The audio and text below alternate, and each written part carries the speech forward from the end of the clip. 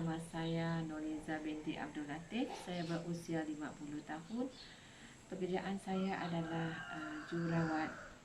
Sekarang saya bekerja di Klinik Kesihatan Kafit Sarawak. Baiklah Puan, jadi saya akan tanya soalan tentang motivasi. Jadi ada dua soalan saya akan tanya dan harap Puan dapat jawab dengan jujur dan selesa. Soalan pertama, apakah faktor yang mendorong awak dalam melakukan tugas awak? Pertama adalah dia memenuhi kelayakan saya. Kedua, dari segi ekonomi.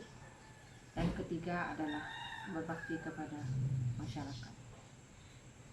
Okey, soalan kedua, apakah yang membuatkan awak untuk bertahan dalam pekerjaan tersebut?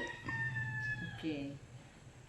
Saya telah bekerja selama 26 tahun. Saya bertahan sebab mempunyai sistem kerja yang sistematik dan majikan yang berkaliber. Kita pergi ke soalan seterusnya iaitu tentang kebolehan atau kelebihan.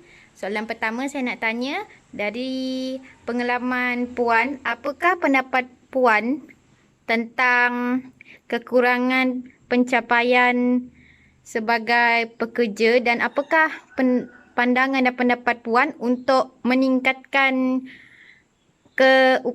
keupayaan atau kemampuan tersebut? Yang pertama, faktor beban kerja yang terlalu banyak jika dibandingkan dengan bilangan staf yang kurang. Untuk meningkatkan pencapaian pekerja, kita syorkan untuk pengambilan staf-staf yang baru berdasarkan dengan beban kerja yang sedia ada. Soalan kedua adalah, macam mana Puan dapat memanfaatkan kebolehan dan keupayaan Puan dalam melakukan tugas dalam pekerjaan Puan?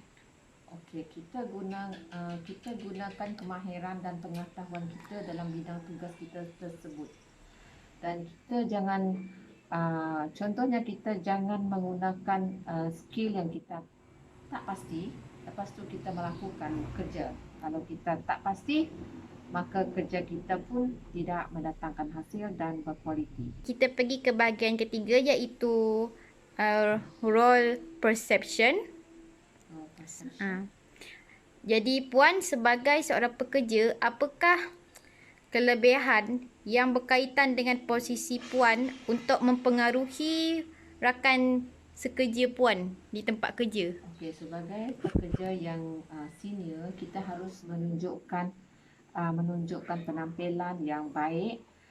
Lepas tu menunjukkan kerja berpasukan dan jangan mudah terpengaruh dengan benda-benda yang boleh membawa kepada perkara yang terbaik.